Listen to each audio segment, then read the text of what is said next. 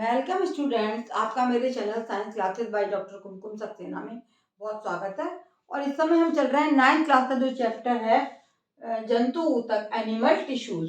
कौन सा class chapter है ये है एनिमल टिश्यूज, है ना। मेरे चैनल को देखते रहें बच्चों, और जिन्होंने सब्सक्राइब ना करा हो सब्सक्राइब करें, क्योंकि इसके लिए आपको कुछ भी पेमेंट नहीं करना है, केवल दूर बैठ के आपको मेरे चैनल को ऑब्जर्व करना है, देखना है, पढ़ना है और समझना है। जो बात समझ में नहीं आए वो आप कमेंट बॉक्स में कमेंट करें, मैं बाद में दोबारा से आपको एक्सप्लेन कर सकती हूँ, या कुछ भी और आपको पढ़ने का मन है। तो ये है आपके जंतु ऊतक का संयोजी टिश्यू। संयोजी टिश्यू के अंतर्गत आता है आपका संवहनीय तरल संयोजी ऊतक, है, जिसको बोलते हैं हम वैस्कुलर और फ्लूइड कनेक्टिव टिश्यू। इसके अंतर्गत आता है रुधिर और लसिका। इस टिश्यू का 8% भाग जो है वो रुधिर और लसिका से निर्मित होता है। रुधिर सभी लोग जानते हैं, सारे बच्चों को पता है रुधिर क्या होता है। अगर चोट लग जाए तो लाल रंग का जो पदार्थ रहता है वही रुधिर कहलाता है। अगर शरीर में रुधिर ना हो तो मनुष्य क्या है, जिंदा रह पाएगा? नहीं।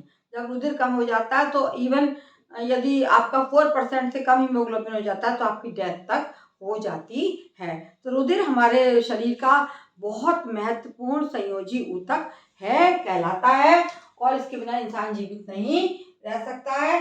ये रुधिर क्या होता है, कैसे रंग का होता है, आप लोगों को भी पता होगा, ये लाल रंग का होता है। ये अपारदर्शी, मतलब अपारदर्शी से क्या मतलब होता है, जिसके आर पार हम देख ना सके। अपारदर्शी और चिपचिपा पदार्थ है, जो कैसा होता है, क्षारीय होता है। क्योंकि आपने पीएच स्केल देखा होगा तो 7 के जो नीचे हैं वो होते हैं अम्लीय, और 7 के ऊपर जो होते हैं वो क्षारीय पदार्थ कहलाते हैं, रसायन के हिसाब से, केमिस्ट्री के हिसाब से, है ना। तो ये इसका जो पीएच है वो पीएच वैल्यू कितनी है, 7.4 पीएच इसका होता है लगभग, और संपूर्ण शरीर का ये 6.8 भाग बनाता है।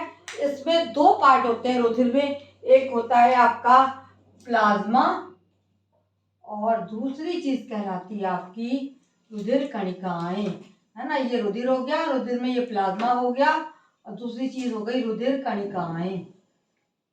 रुधिर कणिकाएं, इसके बारे में आपको डिटेल से बताया जाएगा एक एक चीज के बारे में। लेकिन फिलहाल ये जो गीला भाग है, रुधिर का तरल भाग प्लाज्मा कहलाता है, और उसमें जो कणिकाएं जो हैं वो ग्रेनुलर पार्टिकल्स होते हैं, वो कहलाती हैं रुधिर कणिकाएं। प्लाज्मा कैसा होता है, इसका तरल भाग प्लाज्मा जो है वो पीले रंग का चिपचिपा क्षारीय द्रव होता है, और ये रुधिर का 55% भाग जो होता है रुधिर में प्लाज्मा होता है, और 45% भाग जो होता है रुधिर में रुधिर कणिकाएं मौजूद होती हैं, उपस्थित होती हैं। और प्लाज्मा में क्या पाया जाता है, 90% जल होता है, और 10% के अंतर्गत इसमें कार्बनिक और अकार्बनिक पदार्थ पाए जाते हैं। समझ में आ गया? रुधिर में क्या क्या चीजें होती हैं, प्लाज्मा और रुधिर कणिकाएं। प्लाज्मा जो है तरल भाग है, और 90% भाग प्लाज्मा में जल होता है, और 10% जो है कार्बनिक और अकार्बनिक पदार्थ प्लाज्मा में मौजूद होते हैं। रुधिर कणिकाएं हम 3 प्रकार की होती हैं, लाल रुधिर कणिकाएं, श्वेत रुधिर कणिकाएं और रुधिर प्लेटलेट्स। तीनों प्रकार की कणिकाएं जो है पाई जाती है रुधिर में, और ये जो है आपकी, इनके बारे में आपको अभी डिटेल में आगे बताया जाएगा। ठीक है, ये आपका हो गया संयोजी ऊतक या कनेक्टिव टिश्यू के बारे में। इसको याद करिए, समझिए, पढ़िए, और रुधिर कणिकाओं के बारे में अभी आपको बताया जाएगा। मेरे चैनल को देखने के लिए धन्यवाद।